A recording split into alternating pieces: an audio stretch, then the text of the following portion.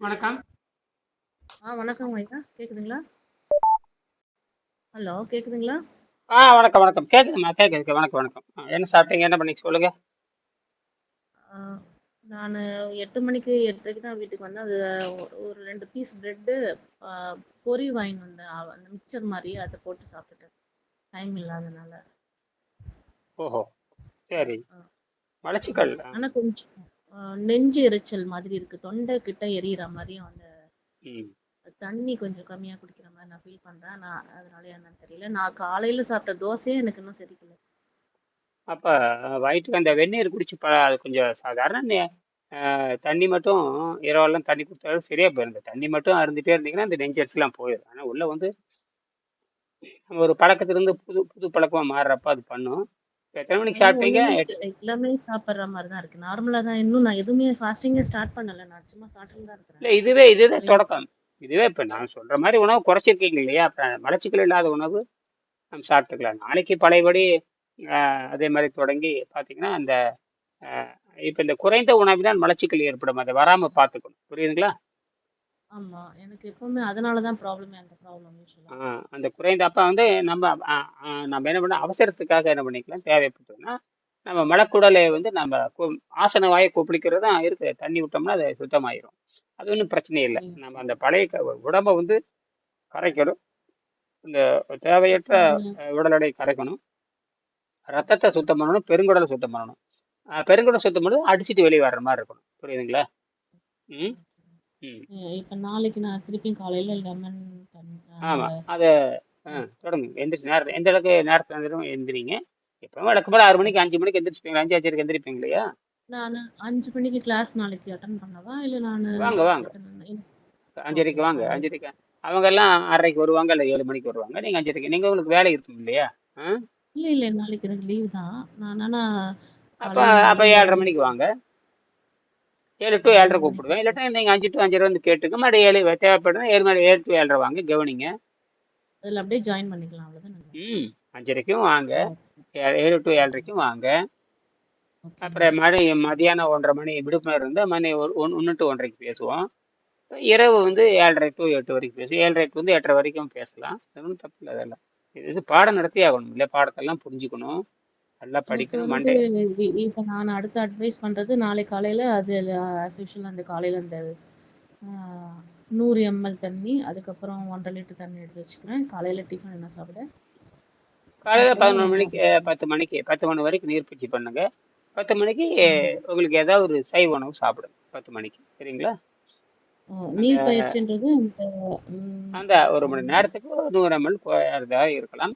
அப்புறம் 5 மணி நேரம் இருக்கிறப்ப ஒரு அரை லிட்டர் தண்ணி இருக்கலாம். அது வந்து பார்த்தீங்கன்னா சிறுநீர் பிரிய ஆரம்பிக்கும். மஞ்சளா அந்த கெட்ட வாடையோட பிரியும். முதல் நாளே அது எனக்கு புரிஞ்சுக்கலாம். எப்பவுமே அந்த மாதிரி கெட்ட வாடையா வராது. இப்ப இப்போ வரும் வரைக்கும் பாருங்க. தண்ணி இப்ப ஆனா வரும். குடிக்கிற இப்ப வரும் பாருங்க. இன்டேக் வந்து கம்மியா இருக்கு. ஆனா நார்மலா எப்பவும் போற யூரினே போற மாதிரி இருக்கு. அவ்வளவு தண்ணி நான் குடிக்கவே இல்லை. போகும் பாருங்க. எல்லாம் அந்த உடம்பு கரையாகும் பொழுது இன்னைக்கே வந்திருக்கோம். இன்னைக்கு எவ்வளவு குறைஞ்சபட்சம் 1,4 லிட்டர் அந்த பிரிச்சு 12 மணி நேரத்துல அந்த 1,4 லிட்டர் சாப்பிட்டுருப்பீங்களா? 1.2, 1.3. அது 6 லிட்டர், தண்ணி 4 லிட்டர். ஆமா. கொஞ்சம் கொஞ்சம் கூட போயிருக்கும் தண்ணி. எனக்கு பரவாயில்ல, பரவாயில்ல, ரொம்ப பரவாயில்ல. அதெல்லாம் ஃபோர்ஸ்ஃபுல்லா பண்ண பரவாயில்ல, பரவாயில்ல, நார்மல் பரவாயில்ல. 2 லிட்டர் குடிச்சிருப்பேன். நீங்க 1 1/4 சொல்லியிருக்கீங்க. 1 1/2 சொன்னீங்க. நான் ஒரு 2 லிட்டர் கிட்ட குடிச்சிருப்பேன். பரவாயில்ல, காலையில இருந்து பரவாயில்ல. இல்ல டிக்ளேர் ஆயிடுச்சு. அது அந்த ஏன் ஏன் குறைக்கிறேன், ஏன் கூடுறேன்னா உணவை எந்த அளவுக்கு உடம்பை எந்த அளவுக்கு பயன்படுத்துறீங்களோ இந்த உடம்பு அந்த நீரை பயன்படுத்திக் கொள்கிறது. அந்த உபயோகம் அறிந்து சிறிதளவு வயிற்றில் தங்கி இருக்க மாதிரி பார்த்துக் கொள்ள வேண்டும். ஏன்னா உடம்பு என்பது பல்வேறு வகையான கருவிகளிடையே அமைப்பு. நம்ம உடம்பு ஒரு கருவி. நம்ம அதை நினைக்கிறதே வேலை இல்லையே. பளுவும் போச்சு. நிறைய ஒரு 20 கிலோமீட்டர் அப் அண்ட் டவுன் போயிட்டு வரேன். வீட்டுல வேலை, ஆஃபீஸ்லயும் வேலை, வெளியில நிறைய ஷாப்பிங் வேலை, அது மாதிரி ஏதாவது இருக்கா? அதனால நான் தாகம் எடுக்கும்போது குடிச்சிடுறது. அது நான் பரவாயில்ல, பரவாயில்ல. அதான் அதுதான் நல்லது. அதை எடுத்து குடிச்சிக்கங்க. இது கவனமா சிறிதளவு தண்ணீர் இருந்துட்டே இருக்கணும். அதான் அந்த கொஞ்சமா தாகம் கொஞ்சமா அடிக்கிற தாகம் வராம பார்த்துக்கணும். தாகம் வராம பார்த்துக்கணும். அதுக்கு தான் இந்த சிறிதளவு நீங்க தண்ணி குடிச்சிட்டே இருக்கணும். நீங்க 1 மணி நேரம் கழிச்சு குடிச்சீங்கன்னா அது ஒண்ணுமே பிரயோஜனம் இல்லை. இந்த தண்ணீர் இருந்துட்டே இருந்தா தான் தொடர்ந்து அது தன் வேலை செய்ய ஆரம்பிக்கும். தண்ணீர் வந்து எப்பவுமே சிறிதளவு இருந்தா அதை தீராமவும் பார்த்துக்கணும். என்னது? வயித்துல கொஞ்ச அளவுக்கு தண்ணி இருக்கிற மாதிரி பார்த்துக்கணும். அது தீராம ரொட்டி பார்த்துக்கணும்னு அடிக்கடி குடிச்சு அப்படி தள்ளி போட்டு இது வந்து சுத்தமாகற வரைக்கும் இந்த பயிற்சி பண்ணா அப்பதான் உங்களுக்கு மனம், அப்பதான் ஒழுக்கத்துக்கு வருவீங்க. என்னது ஒழுக்கம். ஒழுக்கம் வேணுங்க. முதல்ல தண்ணி குடிக்கிறதுல ஒழுக்கம் வேணுங்க. இது குடினா குடிக்கணும். ம். ம். அப்ப உடம்பு சரி. என்னாக, இதுதான் இந்த மனதை தூக்கி எறிஞ்சிட்டு இந்த மூணாவது நிலை, மூணாவது மனம் சொல்லுவாங்க, கூட்டு மனம் சொல்லுவாங்க. இந்த கூட்டு மனதில் ஒரு மையத்தை நோக்கி நகர வேண்டும் என்கிறது. அது மாதிரி நான் சொல்றேன் பாருங்க. மனம் 5 வகைப்படும். அதான் அடிப்படை. மனம் 5 வகைப்படும். முதல் நிலை சிதறுண்ட நிலைன்னு சொல்லுவாங்க. சிதறுண்ட நிலை. ஆமா. ரெண்டாவது மந்த நிலை. மூன்றாவது கூட்டு நிலை. இந்த கூட்டு நிலையோடு பூமியில் சொல்லப்படுகின்ற இந்த பயிற்சி முறை நிறைவு செய்கிறது. அப்புறம் ஒரு வழிப்பட்ட நிலை, கடைசியில ஒடுங்கிய நிலை. இது விண்வெளிக்கு போய் குடியேறி அங்க குடும்பம் நடத்தும் பொழுது செய்யறது. உலக மக்கள்லாம் அங்க விண்வெளிக்கு போய் எல்லா மக்களும் இங்க பூமியில எப்படி இனப்பெருக்கம் செய்து குடும்பம் நடத்துறாங்க, அதே மாதிரி அங்க போய் தான் மற்ற 4, 5 போகணும். இது பிரத்யாகாரம் சொல்லக்கூடிய, பிரத்யாகாரம், தாரண, தியானம், சமாதின்னு சொல்லக்கூடிய நிலை. இதெல்லாம் நம்ம வெங்கடேசன் ஆராய்ச்சி பண்ணல, நானும் ஆராய்ச்சி பண்ணேன். இது நீங்க சொல்ற அந்த மனம் சம்பந்தப்பட்ட விஷயம் அந்த உணவில்லா வாழும் கலை புக்ல இருக்குங்களா? ஆமா ஆமா இருக்கு. இருக்கு. அதான் அது எல்லாமே இந்த 220 பக்கத்துலயும் அதெல்லாம் இருக்கு. அந்த மனம் என்ன பண்ணுதுன்னா, ஏன் அந்த மனம், இப்ப மனம் 5னா மனம் எங்க போகுது? எங்கேயோ போகுது இல்லையா? அந்த மனம் மூன்றாவது மனத்தை பத்தி நம்ம புரிந்து கொள்ள வேண்டும். மூன்றாவது மனம் அப்படின்னா என்ன? முதல்ல மனம் சித்தம் 5 வகை. இது பதஞ்சலி யோக சூத்திரத்துல பதஞ்சலி எழுதுறாரு. பதஞ்சலி யோக சூத்திரத்துல பதஞ்சலி சாதனை பாதத்துல எழுதுறாரு. நிறைய இருக்கு. அந்த மனம் 5 அப்படிங்கிறது அந்த விஷயமே. 94வது பக்கம். என்னது? எத்தனை பக்கங்க? 94. 94. ஓகே, கையில இருக்கு. நீங்க அன்னைக்கு சொன்ன பேஜ் நான் படிச்சேன். அது சாப்பிட்ற ஒரு சாப்பாடு 4-5 டன் எடைய கிலோ ஏத்துதுன்றது போட்டிருந்தது ஃபர்ஸ்ட் அந்த பேஜ்ல. நீங்க சொல்ற பக்கத்தை படிச்சுட்டேன். 94. ஓகே, ஒரு எடுத்துட்டேன். சிதறுண்ட நிலை, இருண்ட நிலை, மேல இருந்து படிங்க. 120. அதாவது அந்த பதஞ்சலி யோக, அந்த 124ங்கிறது அந்த பதஞ்சலி யோக சூத்திரத்தில் இருக்கிற பக்கம். அந்த பக்கத்தில் இருந்து எடுத்து போடப்பட்டது, எடுக்கப்பட்டது. அதாவது 124வது பக்கத்தில் படிங்க. அப்படி மெல்ல நிதானமா படிச்சுமா, கடகடன்னு படிச்சீங்கன்னா ஒன்றும் புரியாது. இதை படிக்கிறதுக்காக படிக்கக்கூடாது. இது திருப்பி கேட்கணும். இது என்னன்னு கேட்கணும். விவேகானந்தரின் ராஜயோகம் 119வது பக்கத்தில் பதஞ்சலி யோக சூத்திரம் சாமாதிபாதம் 2வது சூத்திரத்தில் தமிழ் மொழிபெயர்ப்பு. யோகம் எனப்படுவது சித்தத்தினது விருத்திகளை ஒடுக்குதலாகும் என்று கூறப்பட்டுள்ளது. அது 93ல சொல்லியிருக்குது. யோகம் எனப்படுவது சித்த விருத்திகளை அடக்குவது. சித்தம்னு என்ன? மனம். மனத்தினுடைய ஆசையில என்ன பண்ணணும்? நீங்க எங்கேயுமே மாட்டிக்கிறீங்களே, இதெல்லாம் தேவையற்ற வேலைகள் அப்படின்னு அதை புரிஞ்சுக்கணும். போக போக தான் புரிந்து கொள்ள முடியும். உங்களுடைய உடல் நலமும் மனமன இயற்கைக்கு தான் சொந்தமே தவிர மற்ற யாருக்கும் சொந்த முடியாது. எல்லாரும் சோம்பேறிகளா இருப்பாங்க. எப்ப நீங்க பிறருக்கு அறிவுரை கொடுக்குறீங்களோ அப்பதான் நீங்க விடுதலை அடைவீங்க. நீங்க அறிவுரை தான் நீங்க கொடுக்கணுமே தவிர நீங்க என்ன பண்றீங்க அப்படின்னு புரிஞ்சுக்குங்க. அறிவுரை சொல்லி அவங்க கேட்டு மேல போகணும். தோளுக்கு மேல யாராவது தோழிகள் தான். பச்சை குழந்தையா இருந்தா அது வேற. பருவம் வந்துருச்சுனாவே அவங்களுக்கு அறிவுரை தான் சொல்லணும். என்னது? அறிவுரை சொல்லணும். அதோட நிறுத்திக்கணும். அதோட யோகம் எனப்படுவது சித்தத்தினது விருத்திகளை ஒடுக்குதல் ஆகும். அது 93ஆம் பக்கம் எடுத்து படுது. 93ஆம் பக்கம் கீழே எடுத்து படிச்சு பாருங்க. இது இந்த சித்த விருத்திகளை கொண்டுட்டு போயிட்டே இருந்தீங்கன்னா நீங்க ஒன்றும் முன்னேற முடியாது. புரியுதா? போக போக தான் புரிந்து கொள்ளணும். விளையாட்டுல இதெல்லாம் ஒரு நாள்ல முடிக்கிறது. 100 வருஷம் ஆனாலும் புரியாது. எத்தனை வருஷம் ஆனாலும் புரியாது. வயது பத்தாது. அதெல்லாம் வயதே பத்தாது. இதெல்லாம் சாதாரண விஷயமா? இதெல்லாம் உலகத்துக்கே சொல்லிட்டு போனவங்க. திருவள்ளுவர், திருமூலர் இல்லைன்னா ஒன்றும் நடக்கப்படுறதில்லை. பதஞ்சலி இல்லைன்னா ஒன்றும் நடக்கப்படுறதில்லை. இவங்க 2 தான் அடிப்படை. திருமூலர், பதஞ்சலி, திருவள்ளுவர், தொல்காப்பியம். இதெல்லாம் தமிழ் இலக்கியங்கள் தான். திருக்குறள் தான் ரொம்ப முக்கியம். ஏன்னா இந்த பதஞ்சலி ராஜயோகத்தை பத்தி எடுத்து ஆராய்ச்சி பண்ணி எழுதவர் விவேகானந்தர். எல்லாத்தையும் கொண்டு வந்து ஒரே புத்தகத்துல கொண்டு வந்திருக்காங்க. சாதாரண விஷயம் இல்லை. இது படிச்சு புரிஞ்சுக்கிறதுக்கு 100 வருஷம் வேணுங்க. நான் இன்னும் 26 வருஷமா படிச்சுட்டு தான் இருக்கேன். எத்தனை வருஷமா? 25 வருஷமா படிச்சேன். 2002 வியாதிகள் ட்ரீட்மெண்ட் இருக்கிற மாதிரி இருக்குது. இப்ப மனதத்துவத்துக்கு அதுக்கும் ட்ரீட்மெண்ட் இருக்கு. இதுல இதுதான் அகத்தூய்மை பண்ணு. அகத்தூய்மைனா எல்லாமே உருந்து போச்சு. அது மனது உடல் ரெண்டுமே. என்னது? மனது உடல் அப்புறம் தூய்மை. ஆன்மாங்கிறது தூய்மை வேற. ஆன்மானா என்ன? உயிர் தான். ஆன்மாங்கிறது ஒண்ணும் இல்லை, உயிர்னு அர்த்தம். அகமா பெரியமா, அகமா தான் ஆன்மாவா மாறுது. ஆன்மா அப்படின்னாவே பெருசுன்னு அர்த்தம். அகமா அப்படின்னா அகன்ற பெருசுன்னு அர்த்தம். அகமாதான் திரிஞ்சு சமஸ்கிருதனுடைய தமிழ் மொழியுடைய இன்னொரு பிறவியான இன்னொரு குழந்தையான சமஸ்கிருதத்துல போகுது. அது ஆன்மா அப்படின்னு போகுது. இந்தியில ஆன்மாம்பா, சமஸ்கிருத ஆன்மாம்பா. அதான் தமிழ்ல அந்த அந்த தூய்மை தான் அகமா அப்படின்னு அர்த்தம். அகமான அகத்தில் இருக்கிற பெரிய ஆற்றல்னு அர்த்தம். புறமான புறத்தில் இருக்கிற பெரிய, அதே விண்வெளி தான், வேற ஒன்றும் இல்லை. விண்வெளி தான், நட்சத்திரம் தான், நம்மள நட்சத்திரம் தான். நமக்கு கூடுதலாக மைண்டுன்னு ஒண்ணு இருக்குதுங்க. இந்த உலகத்துல எதுக்கு மனம் கிடையாது. உலகத்துல நம் மனிதனுக்கு மட்டும்தான் மனம் இருக்குது. பகுத்தறிவு, அதோட மனம். இந்த மனம், அந்த பகுத்தறிவுங்கிறது ஆறு. மனம்ங்கிறது என்னன்னு கேட்டீங்கன்னா, உள்ளே இருக்கிற ஆளுமை செய்கின்ற தன்மை. அதுதான் இந்த புலன்களுக்கு வேலை கொடுத்து சாப்பிடிக்கிறது. எல்லாத்தையும் ஆசையை வச்சுட்டு நெசமா போறது. ஆசையை வச்சுட்டு, ஆசைங்கிறது ஒரு அளவும் இல்லை. ஆசைக்கு எந்த வகையான மரியாதையும் இல்லை. ஆசைங்கிறது ஒண்ணுக்காக ஒரு குப்பை. என்னது குப்பை? அதை போய் வச்சுட்டு போய் நீங்க தான் நீங்க நீங்க நினைக்கிற மாதிரி யாரும் நினைக்க மாட்டாங்க. அவன் வேலையை பார்த்துக்கிட்டு இருப்பான். நீங்க தான் நினைச்சிட்டு இருக்கிற ஐயோ ஐயோ ஐயன், அதெல்லாம் ஒண்ணும் நடக்காது. ஐயோ ஐயன்னு ஒண்ணு. அடுத்தவங்களுக்கு பயந்துமே வாழ்க்கையே போயிடுச்சு. உங்களது மட்டும் இல்ல. ஆமா, நீங்க தான் நீங்க நீங்க என்ன நினைக்கிறீங்க?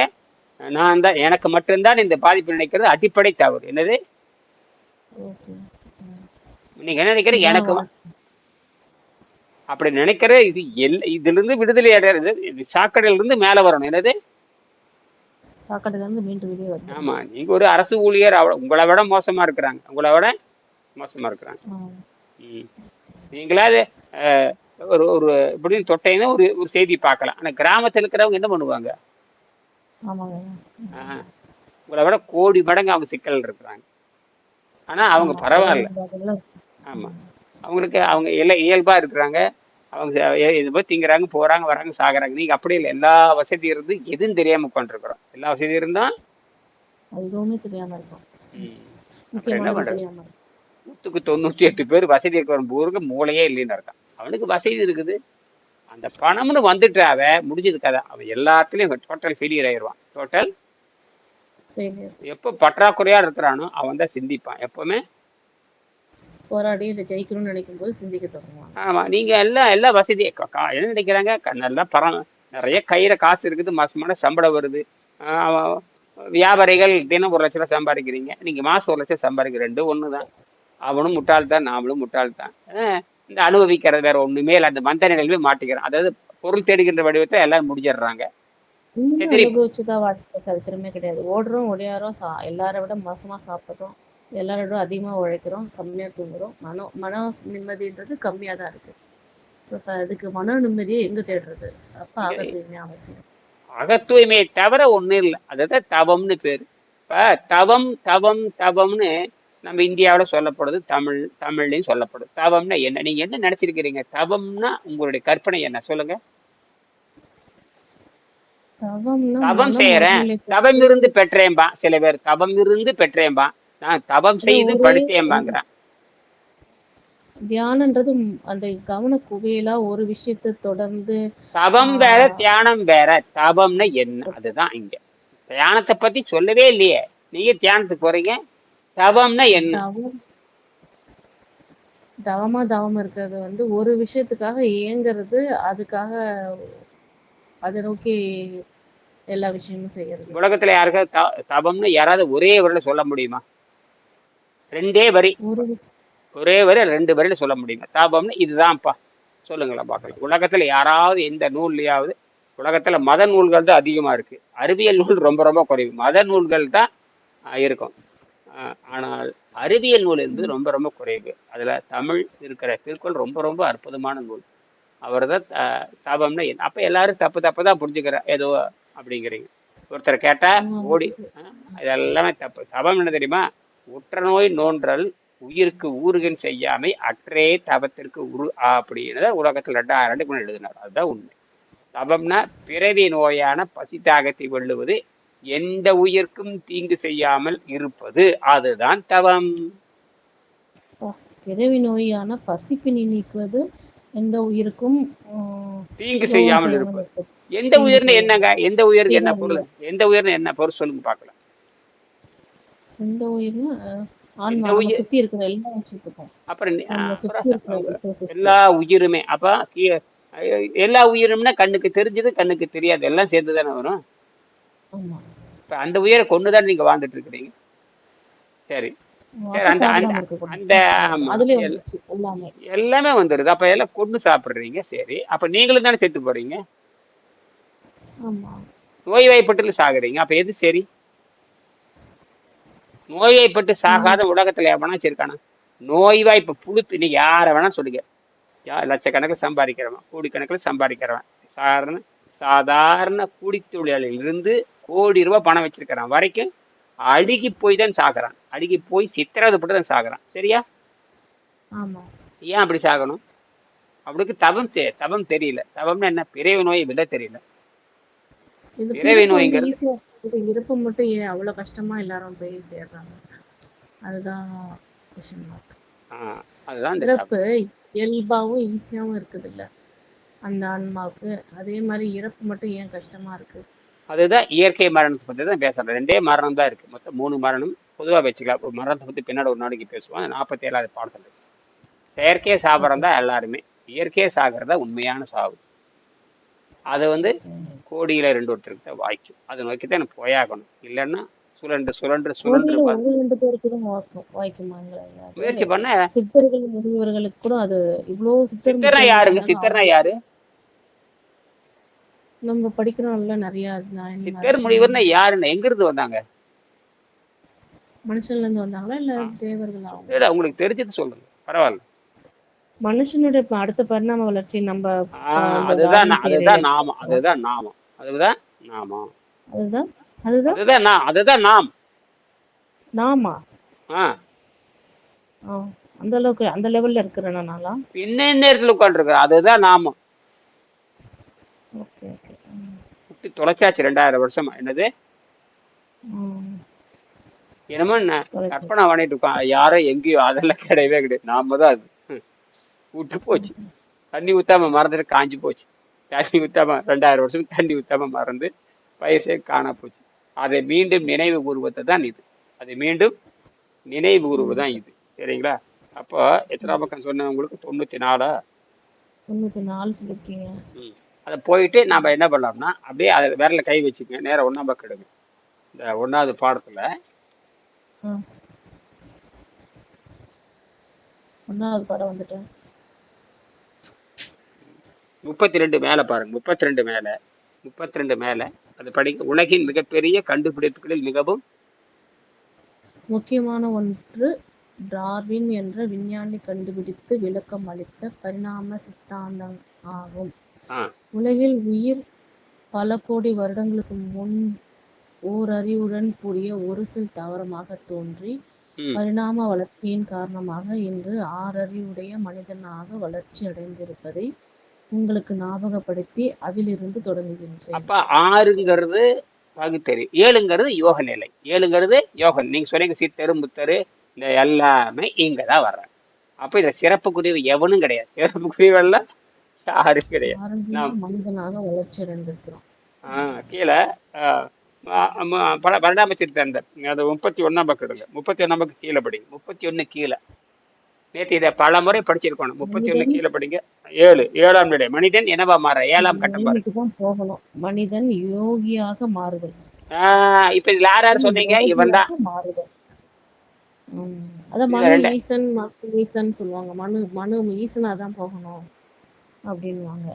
அதுதான் இதுதான் அதுதான் இங்க எளிமையா பாடத்துல கொண்டு வந்தாச்சு. பாடத்துல மனிதன் யோகியாக மாறுதல். இதெல்லாம் விட்டு போட்டு கண்டதால் அதுதான் இந்த பாடமே கிடையாது. 2000 வருஷம் ஆச்சு. இப்பதான் புத்தகம் வந்து 30 வருஷம் ஆச்சு.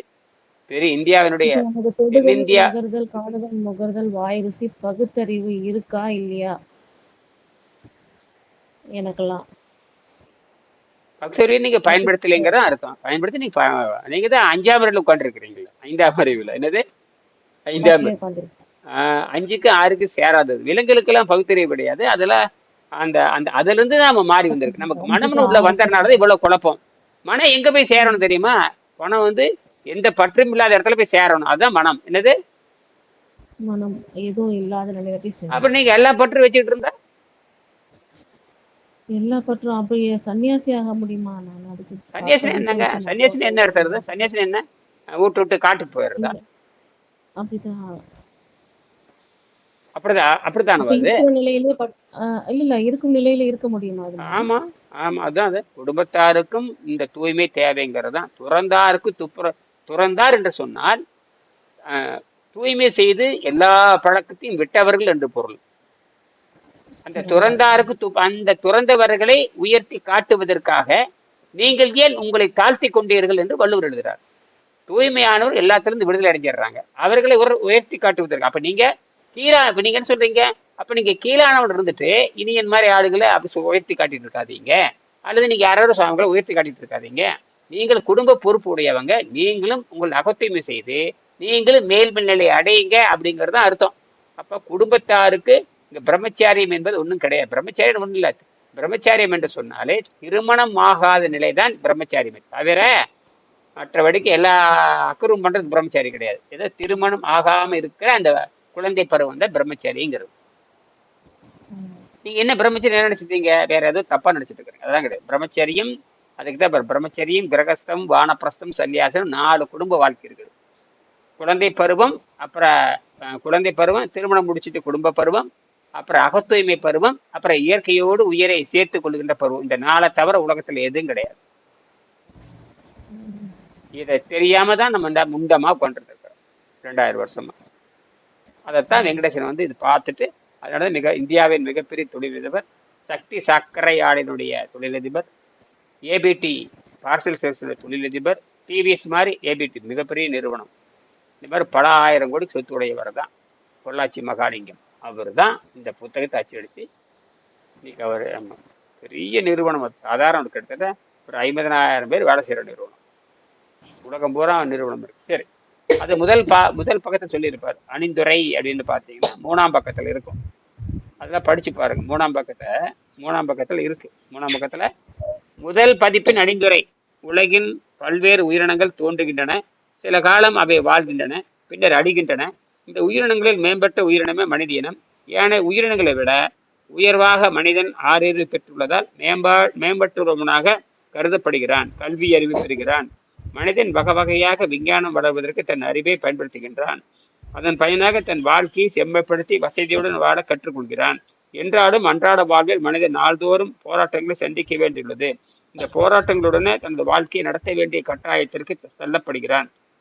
குழந்தைகள் வளர்க்க, கல்வி கற்பிக்க, வீடு கட்ட, இல்லறம் இனிது நடத்த, இன்ப துன்பங்கள் தூக்கி ஆகிய எல்லாவற்றுக்கும் மனிதன் போராட வேண்டியுள்ளது. ஆனால் இது எல்லாற்றையும் விட அவன் உடல்நலத்துடன் வாழ நடந்து கொள்ளும் போராட்டமே மிகப்பெரிய போராட்டமாகும்.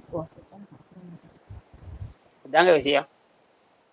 சரியா? இவ்வளவு இருக்கு. சரி, அதை அப்படி நிறுத்துங்க. அப்புறம் அடுத்தது இதுக்கு பேசி முடிச்சிடலாம். அப்புறம் அடுத்ததுக்கு போல இந்த மனதை பேசிட்டு நிறுத்தலாம், போதும். மனிதன் யோகியாக மாறுதல், தொடுதல், நகர்தல், காணுதல், முகர்தல், வாயிற்சி, பகுத்தறிதல், அண்டவெளியோடு தொடர்பு கொள்ளுதல். அப்புறம் அதனுடைய இனப்பெருக்க நிலை என்ன? இனப்பெருக்கம் செய்கின்ற தகுதியோடு. அப்ப எத்தனை வருஷம் வரைக்கும்? 100 வருஷம் வரைக்கும், 200 வருஷம் வரைக்கும். 200 வருடம் அவன் வந்து இறைவனோட சேரன்னு வச்சுக்க, முக்தி அடைறானா கூட அப்ப அவனுக்கு இனப்பெருக்க தகுதியோடு இருக்கணும். அப்படின்னு என்ன அர்த்தம் கேட்டீங்கன்னா, தூய தன்மை, தூய ரத்தம். அப்ப வந்து இந்த புரதம் அதிகமா இருக்கு, இயற்கையான புரதம் உடம்பு தயாரிச்சு வச்சிருக்கு. எப்படி தாவரம் எப்படி வெளியிருந்து ஆற்றலை எடுத்துக்கொள்வது, அதே மாதிரி நடமாடுகின்ற தாவரமாக இருந்து இனப்பெருக்கம், தூய்மையான ரத்தத்தோடு நம்ம வாழ்கின்ற பொழுது இவனுக்கு தேவைப்பட்டால் அவன் இனப்பெருக்கம் செய்து கொள்வான். அதுதான் இவனுக்கு இந்த சந்ததி விட்டுட்டு போறான். இப்ப என்ன பண்றான்? கண்டது தின்னு ரத்தத்துக்கு எடுத்து போட்டு செயற்கையை குழந்தைப்படுத்தி நாசமா பண்ணிட்டு இருக்கிறோம். அதான் நடந்துட்டு இருக்கு. சரி, அதிகம். ஆமா, அவ்வளவுதான், நாசமா போச்சு, அவ்வளவுதான். சரி, வாங்க இப்ப 194 மக்கள் பேசி நிறைவு செய்யலாம். 5 நிமிஷம் பேசி நிறைவு செய்யலாம். 124வது பக்கத்தில் சித்தம் 5 வகைப்பட்டது. சித்தம் 5 வகைப்பட்டது. வடிவங்களாக வெளிப்பட்டு தோன்றும். படிங்க. அவையாவன சிதறுண்ட பக்கம் 124 அது இல்ல, 194. விரல் வச்சுக்கங்க, ஒரு காகிதம் எடுத்து வச்சுக்க, அதெல்லாம் குறிச்சு வச்சுக்க. அதாவது எது பின்னாடி பக்கம் பார்த்தீங்கன்னா புத்தகத்துல கடைசி பக்கம் 2 தாள் இருக்கும். எதை எதை திரும்ப திரும்ப இப்ப 2 பக்கம் இருக்குது பாருங்க. ஒரு பின்னாடி ஒரு பக்கம் இருக்கும். அதுல வந்து எழுதி வச்சுக்கங்க. இதெல்லாம் முக்கியமானதெல்லாம் எழுதி வச்சுக்கங்க. அடிக்கடி அந்த பக்கத்தை நீங்க பாத்துக்கலாம். 194ல ஐயா டாக்டர் இப்ப வெறும் ஆராய்ச்சி மன்றத்துல 94. 94 ஓகே இருக்கு. சொல்லுங்க ஐயா. நான் படிக்கவா? படிங்க. அதை படிச்சு நிறைவு செய்யுங்க. இதோட நிறுத்திக்கலாம் போதும். 30 நிமிஷம் அவ்வளவுதான். ம் 124வது பக்கத்தில் சித்தம் ஐவேறு வகைப்பட்ட வடிவங்களாக வெளிப்பட்டு தோன்றும். ம் அவையாவனவ ம் சிதறுண்ட நிலை, இருண்ட நிலை, ம் கூட்டு நிலை, ஒரு வழிபட்ட நிலை, ஒடுங்கிய நிலை என்று கொடுக்கப்பட்டுள்ளது. இவற்றின் விளக்கமாவது: ம் சிதறுண்ட நிலை தொழில் ம் செய்யும் வடிவம். இதன் இயற்கை இன்பமும் துன்பமும். இதுவே மனிதனின் பிறவி நிலை. இப்பதான் இதுலதான் எல்லாரும் இருக்காங்க. எல்லாருமே 100க்கு 99.999999 இதுலதான் இருக்காங்க. இருண்ட நிலை இது மந்தமாக தீச்செயலை நாடும். இது பிசாசினுடைய இயற்கை நிலை. எல்லா அக்கரும் பண்றவனும் பிசாசுங்கிற நிலை. அதுதான் அவன் எப்பவும் தவறான காரியம் பண்ணிட்டு மனதுல கெட்ட பழக்கம், கெட்ட எண்ணம், எப்ப பாரு பொருள் பொருள் பணம், பொருள் பொருள் பணம் பணம் பொருள் பொருள் பொருள், இதெல்லாம் இந்த பிசாசு தான். இதெல்லாம் நூற்றுக்கு அப்ப இந்த 2லயும் எல்லாம் வந்துருவாங்க. ஒருத்தவங்க கூட தப்பிக்க முடியாது உலகத்துல. யாரும் இந்த 2ல இருந்து 1 2ல இருந்து யாரும் தப்பிக்கவே முடியாது. என்னது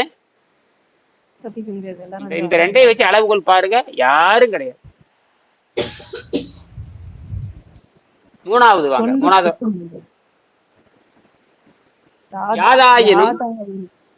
யாதாயினும் ஒரு மையத்தை மனிதன் அடைகிற முயற்சியாகும். எந்த மையத்தை எடுத்துக் கொள்கிறோம் என்பதில் தான் பிரச்சனை உள்ளது. இயற்கையை அறிந்து கொண்டு அதனுடைய நீண்டகால நோக்கத்தை புரிந்து கொண்டு வருபவன் ஞானி. இன்றைக்கும் நாளைக்கும் மட்டுமே திட்டப்போடும் அஞ்ஞானி. இதுதான் இதுதான் இதுதான் இதுதான் அதாவது எந்த மையத்தை இன்னைக்கு அப்படித்தான் இருக்கு. கொஞ்சம் தண்ணி குடிங்க. இந்த மாதிரி எனக்கு தொண்டை ஆரம்பிச்சுட்டு போயிட்டே இருக்கும். காரணம் உள்ள கழிவு தான் காரணம். இது எக்கச்சக்கமான கழிவு இருக்கிறதுனால அப்படித்தான் பாருங்க. சரியா? மீண்டும் இதோட நிறுத்தி இதை அந்த அடையாளப்படுத்தி வச்சுங்க. மறுபடியும் படிங்க. மறுபடியும் நம்ம பேசுவோம். சரிங்களா? காலையில் நாம 5:30 மணிக்கு நான் 5:30க்கு நீங்க வரலாம், 7:30க்கும் வரலாம். சரி, நன்றி. வணக்கம். நன்றி.